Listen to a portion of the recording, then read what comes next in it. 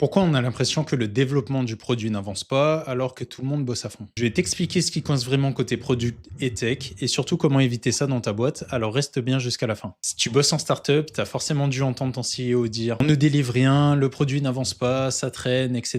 etc. Pourtant, c'est rarement parce que les équipes bossent mal. Souvent, le vrai problème il est ailleurs et parfois même à la source. Déjà, si la stratégie produit n'est pas hyper claire, c'est mort. Chacun part dans son coin, on lance des fonctionnalités juste pour remplir une roadmap. Au final, la moitié part à la poubelle. Ça, c'est la base. Deuxième souci, le manque de communication côté produit. Les gens bossent, mais personne ne sait sur quoi. Le business, le CEO, les commerciaux, ils ont l'impression que rien ne sort juste parce qu'on ne partage pas ce qu'on livre. Aucune transparence et l'impression générale que tout piétine alors que derrière, ça bosse dur. Troisième frein, la tech qui livre, mais pas assez souvent. Si t'es à moins d'une mise en prod par mois, tout le monde est frustré et ta prochaine grosse fonctionnalité arrive trop tard. Autre piège, la roadmap bien gardée en mode coffre-fort. Déjà, les autres équipes ne savent pas ce qui arrive. Impossible pour le business d'annoncer quoi que ce soit aux clients ou de préparer le terrain pour les commerciaux. Gros classique aussi, aucun KPI clair. Et souvent, personne ne mesure vraiment l'impact des fonctionnalités livrées. Ensuite, la tech et le produit sur-sollicités tout le temps pour gérer des urgences ou des bugs. Terminer un sujet à fond devient quasi mission impossible. Et le bouquet final, bosser en vase clos. Le produit avance sans jamais vraiment intégrer le feedback terrain, ni les retours du business ou du support. On se prive des meilleures infos pour avancer vraiment bien. Tout ça, je l'ai vu, vécu, et honnêtement, ça tue la dynamique d'une startup. Mais alors, comment on s'en sort? Il n'y a pas vraiment de recette miracle, mais ça passe par clarifier la vision et le cap avec toute l'équipe, communiquer tout le temps, on montre ce qu'on fait, on explique pourquoi, mettre des vrais KPI et mesurer chaque impact, et prioriser pour de vrai, pas juste pour cocher des cases. Si je te dis ça, c'est parce que ça me parle. Impliquer les autres métiers dans le produit afin que tout le monde soit aligné sur les enjeux derrière une simple petite fonctionnalité à rajouter. J'ai bossé dans des équipes réduites sur des produits lancés parfois en moins de 2 semaines. Et ça marche si tout le monde sait où on va, pourquoi et si la transparence est totale. C'était Kevin, Product Lead Designer pour Startup.